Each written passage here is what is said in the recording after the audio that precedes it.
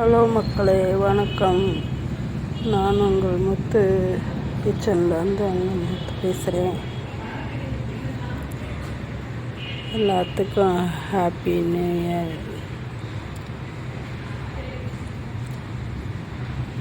வணக்கம் மக்களே. கொஞ்ச நாள் உடம்புக்கு முடியல, என்னால் வீடியோ போட முடியல. இது பாருங்கள், பசலிக்கீரை. இது ஒரு பசலிக்கீரை, ரொம்ப சூப்பராக இருக்கும். உடம்புக்கு ரொம்ப நல்லது இந்த கீரை. அதில் பூ கூட பூத்துருக்கு பாருங்கள், அழகா இருக்கா பாருங்கள் மக்களே. இப்போ பச்சை பயிறு இதை உரிச்சு வச்சுருக்கேன், ஒரு 100 கிராம். இது குழம்பு வைக்க போகிறோம். அதுக்கு தேவையான ஒரு அரை பெரிய வெங்காயம், ஒரு அரை தக்காளி, கருவேப்பிலை. இதுக்கு ஒரு தேங்காய் சில்லு அளவு தேங்காய் துருவி வச்சுருக்கேன். அதில் அரை தக்காளி போட்டது, இது அரை தக்காளி, சின்ன வெங்காயம் இதில் அரைக்கிறதுக்கு. ஒரு அரை டீஸ்பூன் சோம்பு, 1/4 டீஸ்பூன் பார்த்திங்கன்னா சீரகம். இது எல்லாத்தையும் போட்டு நம்ம சேர்த்து அரைச்சிடலாம். ஏன்னா தேங்காய் கம்மியாக இருக்குது, அதனால் சேர்த்து அரைச்சிட்டு வந்துடலாம். இப்போ பாருங்கள், மலைப்பூண்டு ஒரு 3 பல், கொஞ்சமாக புளி, அதையும் சேர்த்து அரைச்சிடலாம். நம்ம கடாயை பற்ற வச்சு நான் குக்கரில் தான் வைக்க போகிறேன். ஏன்னா நம்ம பயிரை வேக வைக்கல, அதனால் குக்கர்லேயே பண்ணிடுவோம்.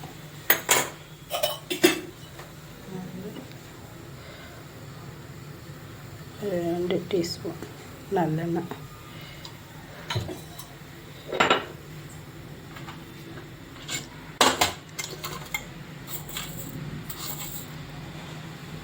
அரை டீஸ்பூன் கடுகு, 2 வெங்காயம், வெங்காயம்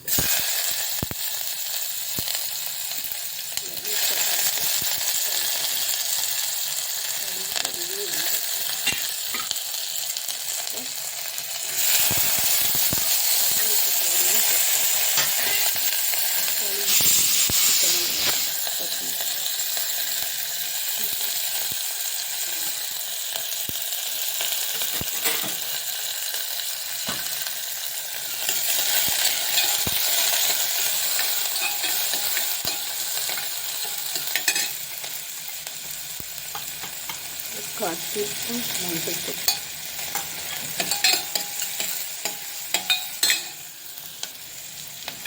நான் குக்கர்லேயே வச்சிட்றேன். அரை தக்காளி, நம்ம அதுலேயே அரைச்சிட்டோம் தக்காளி. இன்னும் இதுக்கு நம்ம ரொம்ப புளி கிடையாது.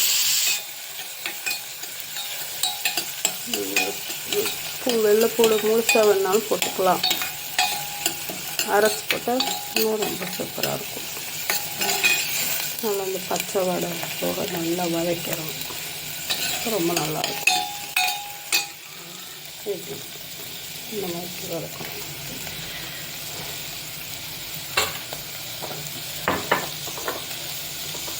இப்போ நம்ம வீட்டு குழம்பு மிளகாய், இது காரம். இது நார்மலாக தான் இருக்கும், காரம்லாம் இருக்காது. அது 2 டீஸ்பூன் போட்டிருக்கேன்.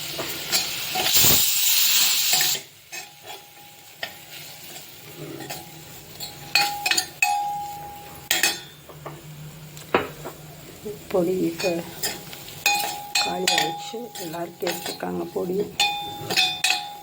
தயார் பண்ணணும். நல்லா இதாக இருக்கிறனால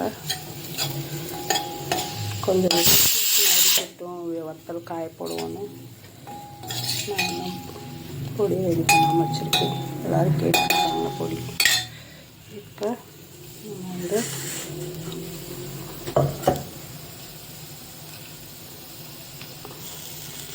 கொஞ்சம் அரைச்சி வச்சோம் இல்லையா, அதை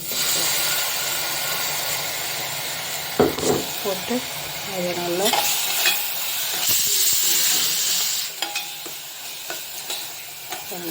அந்த மாதிரி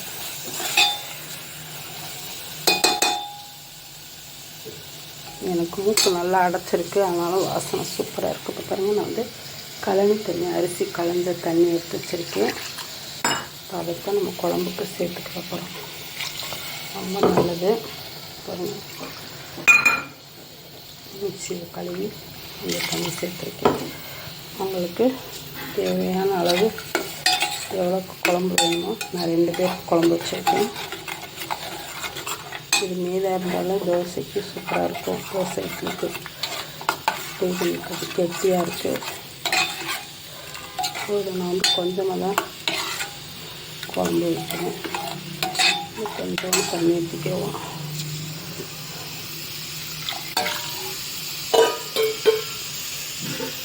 நான் வந்து இந்த பருப்பு தண்ணி இருந்தது, பொரியலுக்கு பருப்பு வச்சிடலாம். துவரம்பருப்பு தண்ணி வந்து தண்ணி போட்டு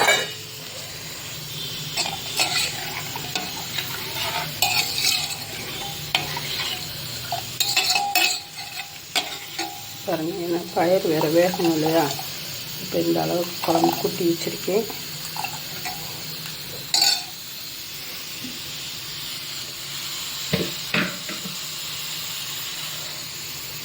இந்த பூண்டு போட்டதுனால மட்டன் குழம்பு ஸ்மெல் வருது. அது மலைப்பூண்டு. அந்த பூண்டு வந்து மலைப்பூண்டு வந்து 850 ரூபா. ரொம்ப நல்லது உடம்புக்கு அந்த பூண்டு. அது பாருங்கள், 3 பூண்டு, ஒரு பெரிய பல், 2 சின்ன பல் தான் போட்டேன். அதுக்கே வாசனை சூப்பராக இருக்குது. இந்த குழம்பை பார்த்தா மட்டன் குழம்பு வாடை தான் அடிக்குது. ஏன்னா நம்ம பொடி எப்படி அந்த பூண்டு அந்த 2, ஏன்னா நம்ம குழம்பு பொடியில் சோம்பலம் போட மாட்டோம்ல, அதனால். இப்போ இது ஒரு கொதிக்கட்டும். இப்போ குக்கரை மூடி வச்சு ஒரு 3 சத்தம் வச்சுருவோம். பயிர் அப்போ தான் நல்லா வேகும். இப்போ நம்ம ஓப்பன் பண்ணி பார்க்கலாம். பார்த்திங்களா, குழம்பு சூப்பராக வந்திருக்குங்க. எண்ணெய் கட்டிங்க வேணால் எவ்வளோ வைக்கணும், சிம்மிலே வச்சனால பயிரும் நல்லா வெந்துருச்சு பாருங்கள். குழம்பும் இந்த அளவுக்கு வந்திருக்கு.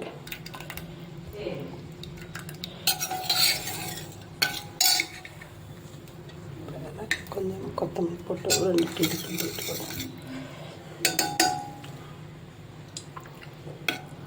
எல்லாமே கரெக்டாக இருக்குது. வேறு பாத்திரத்தில் மாற்றிடுவோம். இது வந்து குழம்பு பாத்திரத்தில் மாற்றிட்டோம். சூப்பராக இருக்குது பாருங்கள். நம்ம எவ்வளோ தண்ணி ஊற்றி வச்சுருந்தோம், பயிரும் எல்லாமே ரொம்ப நல்லா. நம்ம இன்னும் கொஞ்சம் கொத்தமல்லி போட்டுருவோம். நீங்களும் செஞ்சு பார்த்துட்டு எப்படி இருக்குன்னு சொல்லுங்க மக்களே. சப்ஸ்கிரைப் பண்ணுங்கள். நன்றி, வணக்கம் மக்களே. நான் அடுத்தடுத்த வீடியோ போட்டுக்கிட்டு இருக்கேன். எனக்கு ஆதரவு கொடுத்துக்கிட்டே இருக்கீங்க. இன்னமும் கொடுப்பீங்கன்னு நம்புகிறேன். நன்றி, தேங்க்யூ.